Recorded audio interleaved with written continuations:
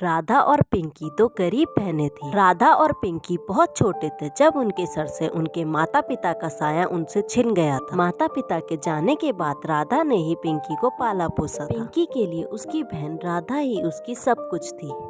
ऐसे ही एक दिन पिंकी सो रही होती है, तभी राधा उसके पास जाती है और उसे बड़े ही प्यार से उठाते हुए बोलती है, मेरी प्यारी बहन, देखो सुबह के 9 बज गए हैं, तुम्हें स्कूल नहीं जाना। राधा जैसे ही पिंकी को बताती है कि सुबह के 9 बज गए हैं, वो एकदम से और अपनी बहन से बोलती है, ये क्या दीदी, सुबह के 9 बज गए हैं और आप मुझे अब उठा रही हैं और अब उठाकर कह रही हैं कि 9 बज गए हैं। दीदी, एक टीचर इतनी देर तक नहीं सोती। हे भगवान, अगर मैं इसी तरीके से सोती रही तो मैं अपनी दीदी और अपने स्वर्गवासी माता पिता का नाम कैसे रोशन करूंगी।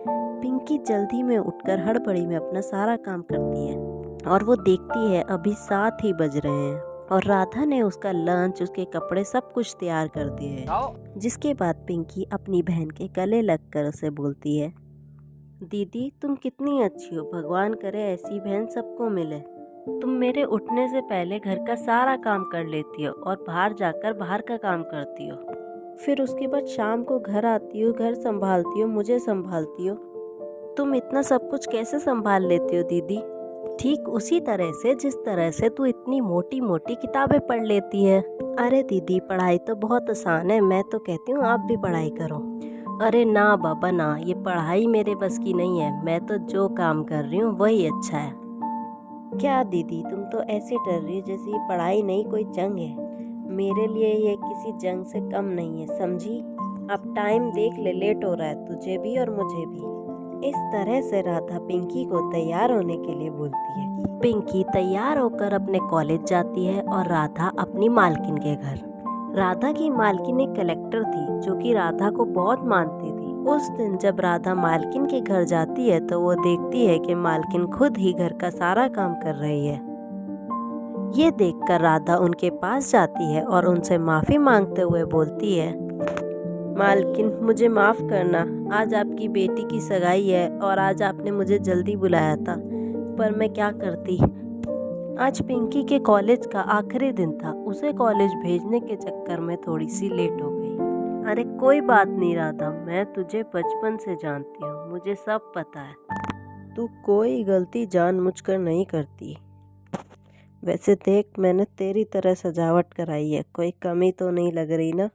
नहीं नहीं मालकिन, कोई कमी नहीं है, आपने तो मुझसे भी सुंदर सजावट करवाई है। इस तरह गरीब राधा और उसकी बहन पिंकी की जिंदगी ठीक ठाक गुजर रही थी। पिंकी भी पढ़ने में बहुत तेज थी और वो एक सरकारी स्कूल की टीचर बनना चाहती थी। कॉलेज पूरा होते ही पिंकी अपनी पढ़ाई पर और भी ज्यादा ध्यान देने लग जाती है। वहीं दूसरी ओर राधा भी अपनी बहन की पढ़ाई के लिए और भी ज्यादा मेहनत करने लगती है, पढ़ाई में किसी भी तरीके की कोई कमी ना रहे। ऐसे ही एक दिन राधा की पड़ोस वाली काकी राधा से बोलती है, राधा बेटा, तेरे जैसी बहन हर किसी को मिले बेटा। आखिर तो पिंकी को पढ़ाने के लिए कितनी मेहनत करती है, बचपन से ही गरीबी का सामना करती आ रही है तू, पर तूने पिंकी को इस बात का कभी एहसास नहीं होने दिया कि तू एक गरीब बहन है और एक गरीब बहन किस तरह से अपनी बहन को पढ़ा लिखा रही है। काकी, पिंकी ही मेरा सब कुछ है, मैं उसे कभी अकेला नहीं छोड़ सकती। मैं चाहती हूँ उसके सपने पूरे हो और वो जो करना चाहती है वो करे। अच्छा काकी, मैं चलती हूँ, पिंकी घर आ चुकी होगी और मेरा इंतजार कर रही होगी।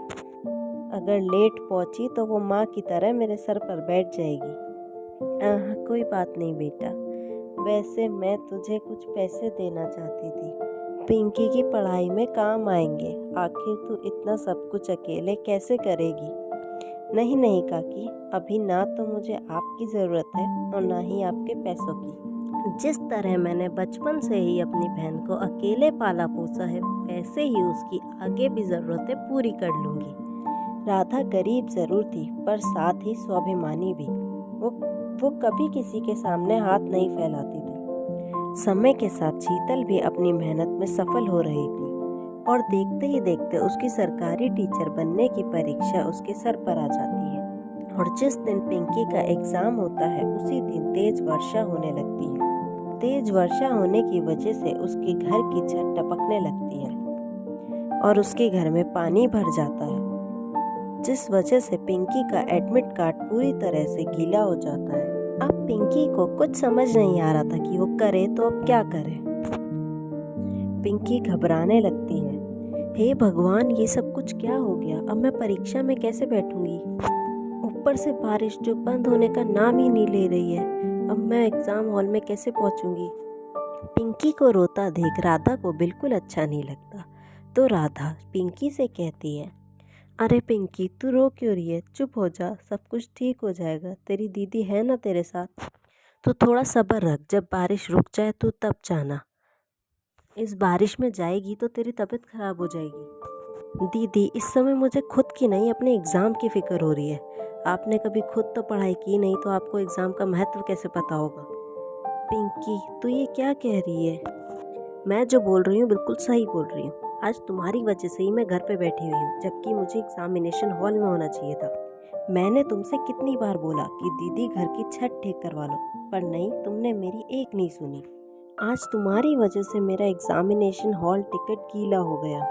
बाहर इतनी बारिश हो रही है, मुझे समझ नहीं आ रहा मैं दूसरा हॉल टिकट कैसे निकलवाऊँ, और उससे भी बड़ी बात यह कि मैं एग्ज़ाम देने के लिए कैसे जाऊँ। पिंकी की ये बातें सुनकर राधा को कुछ समझ नहीं आता कि वो क्या करे। अब बारिश जैसे ही कुछ हल्की होती है, पिंकी एग्ज़ाम देने के लिए बिना कुछ सोचे समझे निकल जाती। परंतु जब तक वो एग्ज़ाम देने के लिए एग्जामिनेशन हॉल में पहुंचती, तब तक दरवाजे बंद कर दिए जाते। इसके बाद पिंकी दरवाजे पर खड़े गार्ड से बहुत विनती करती है, जिस पर गार्ड बोलता, देखो तुम पूरे 5 मिनट लेट हो, इसीलिए मैं अब तुम्हें अंदर नहीं जाने दे सकता।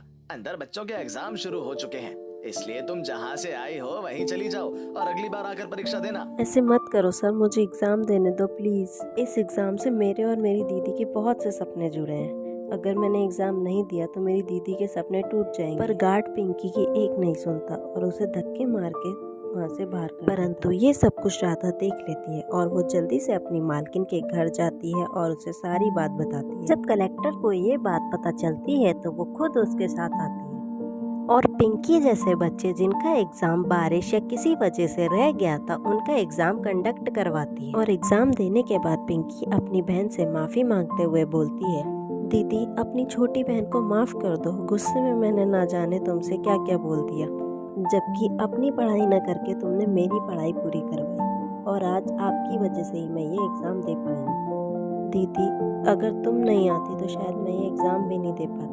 पिंकी, मुझे तेरी किसी बात का बिल्कुल भी बुरा नहीं लगा, क्योंकि मैं जानती हूँ आज तेरा पेपर था और ये एग्ज़ाम तेरे लिए कितना इम्पोर्टेंट था। बस इसीलिए तूने मुझे ये सब कुछ गुस्से में बोला, और तुझे धन्यवाद मेरा नहीं मालकिन का करना चाहिए। आज उन्होंने ही तेरा एग्ज़ाम कंडक्ट करवाया है। अरे नहीं नहीं, ये तो मेरा फ़र्ज़ था, और मुझे बहुत खुशी होगी अगर कोई गरीब सफल होगा और आगे बढ़ेगा। इस तरह से पिंकी अपनी गलती की माफ़ी अपनी बहन से मांगती है और दोनों बहनें मिलकर कलेक्टर का धन्यवाद करती हैं। जिसके बाद पिंकी अपने रिजल्ट का इंतज़ार करती है। बहुत जल्द पिंकी का रिजल्ट आ जाता है और वो उसमें टॉप करती है। उसके बाद पिंकी अपनी बहन के सपने पूरे करने में जुट जाती है और साथ ही उनकी धीरे धीरे गरीबी भी ख़त्म होने लगती है।